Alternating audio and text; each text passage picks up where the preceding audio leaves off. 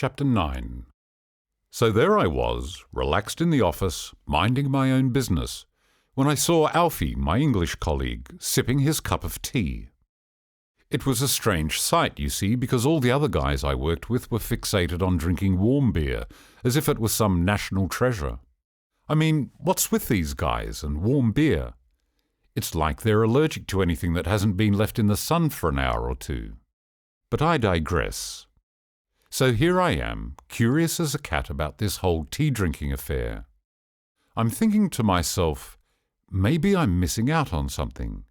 Maybe tea is the answer. Maybe it's the secret to unlocking my inner zen or something. So I decide to ask Alfie to let me taste a decent cup of tea. "Hey Alfie, can I ask you a question?" I say, leaning over his desk.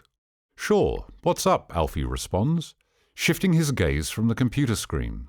"I noticed you had some tea earlier, and I'm curious. Can you make me a decent one?" I ask. "Sure thing, mate. I'm always happy to share my love of tea with the uninitiated," Alfie says with a smile.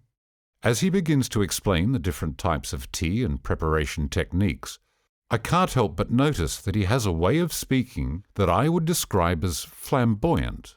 I don't want to make any assumptions, but I start to wonder if Alfie might be gay. Not that there's anything wrong with that, of course, but it's not exactly my ideal scenario. But I put aside these thoughts and focus on the task at hand.